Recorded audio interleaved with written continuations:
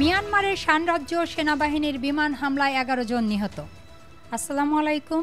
এই খবরের বিস্তারিত জানাতে আপনাদের সাথে আছি আমি সাফিয়া আফরিন সুমি।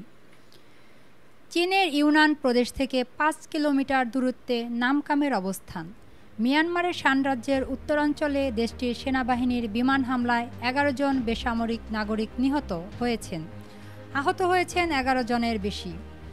জাতিগত সংখ্যালঘু সশস্ত্র গোষ্ঠী তাং ন্যাশনাল লিবারেশন আর্মি TNLA গতকাল শুক্রবার AFPকে এসব কথা জানিয়েছে।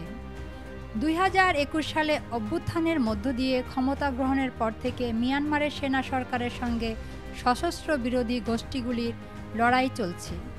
অভিযোগ আছে মিয়ানমারের সেনারা রক্তক্ষয়ী প্রতিশোধ নিচ্ছেন এবং বেসামরিক জনগোষ্ঠীকে শাস্তি দিতে বিমান ও গোলা হামলা চালাচ্ছেন।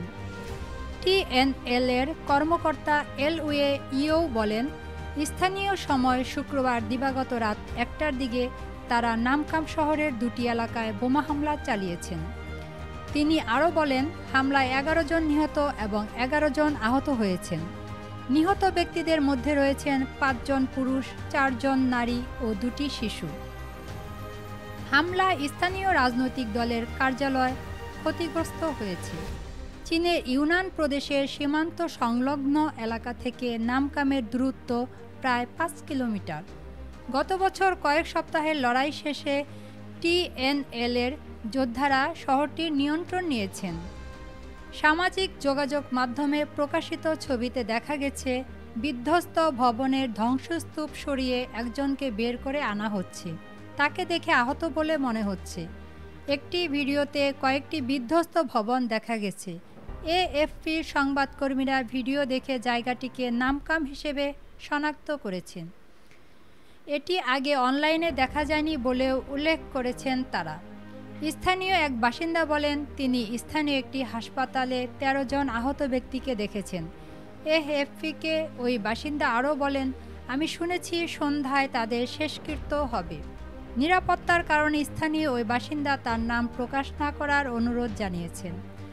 ওই বাসিন্দা বলেন, আরও বিমান হামলা হওয়ার আশঙ্কা জানিয়ে TNL-এ স্থানীয় বাসিন্দাদের সতর্ক করেছে। নিরাপত্তার কারণে স্থানীয় মানুষদের কেউ যদি শহর ছেড়ে যেতে চান তবে তাদের সরে যেতে দেওয়া হবে। এ ব্যাপারে মন্তব্য জানাতে জান্তার মুখপাত্র সঙ্গে যোগাযোগ করতে পারেনি AFP। গত বছর থেকে বিভিন্ন বিদ্রোহী গোষ্ঠীর সঙ্গে লড়াইয়ে চীন সীমান্তবর্তী উত্তরাঞ্চলীয় শান রাজ্যের বেশ কিছু এলাকায় নিয়ন্ত্রণ হারিয়েছেন সেনারা। সম্প্রতি জান্তা প্রধান মিন অং লাইং সশস্ত্র গোষ্ঠীর নিয়ন্ত্রণাধীন এলাকাগুলোর বেসামরিক নাগরিকদের সতর্ক করে বলেছেন তারা যেন পাল্টা হামলার জন্য প্রস্তুত থাকেন। রাষ্ট্রীয় সংবাদ মাধ্যমের প্রতিবেদন থেকে কথা জানা গেছে।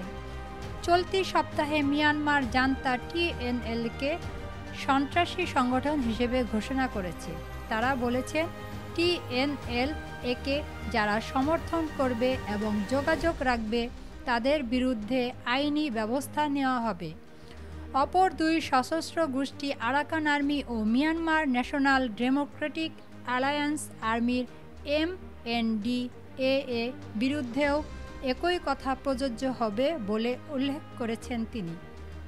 জাতিসংঘের তথ্য অনুসারে সংঘাতের কারণে ২৭ লাখেরও বেশি মানুষ ঘরবাড়ি ছেড়ে অন্য জায়গায় সরে যেতে বাধ্য হয়েছেন। দর্শক, এই ছিল এখনকার মতো। পরবর্তী সংবাদ দেখার আমন্ত্রণ জানিয়ে এখানে শেষ করছি। ধন্যবাদ সবাইকে।